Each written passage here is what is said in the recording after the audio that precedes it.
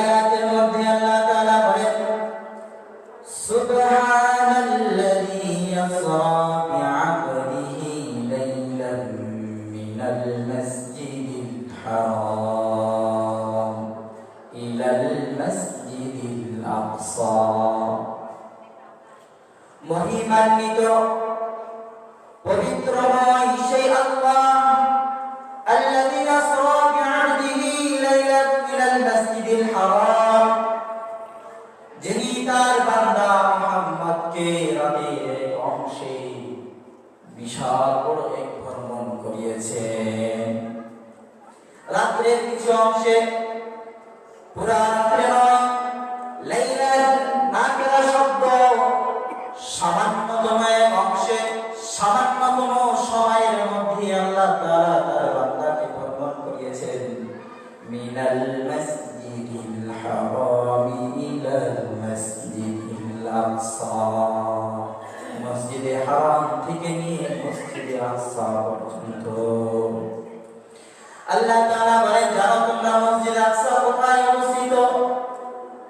আল্লাযী বারাকনা হাওলাহু, মসজিদে আকসাকে এমন এক স্থানে আমি স্থাপন করেছি।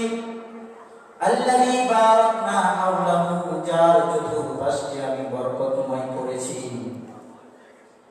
এই মেরাজে, এই ইসরার ঘটনাটা আমি রাসূলের সাথে ঘটিয়েছি নির্দিষ্ট কিছু কারণে। আল্লাহ তাআলা এক নাম্বার কারণ কোরআনের আয়াতের মধ্যে বলে দিয়েছেন। আল্লাহ তাআলা বলেন, লিনুরিয়াহু মিন আয়াতিনা ইন্নাহু হুয়াস সামিউল বাসীর। এই যে মিরাজের ঘটনা আমি মুহাম্মদের মাধ্যমে মুআজিজাপূর্ণ আকস্মিক এক ঘটনা ঘটিয়েছি। এটার নির্দিষ্ট কিছু কারণ আছে।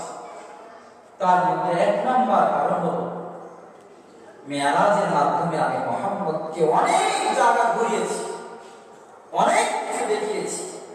লিনুরিয়াহু মিন আয়াতিনা, যাতে আমার হাবিব মুহাম্মদ পৃথিবীর মধ্যে এবং পৃথিবীর বাইরে কতগুলো নিদর্শন সৃষ্টি করেছি, কতগুলো আমার নিদর্শন আছে, এই নিদর্শনগুলো দেখানোর জন্যই আমি মুহাম্মদের মাধ্যমে মেরাজকে সংগঠন করেছি।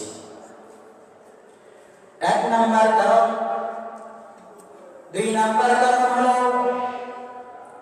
নবী করিম সাল্লাল্লাহু আলাইহি ওয়াসাল্লামকে আল্লাহ তাআলা নবুয়ত দান করেন। নবী হযরত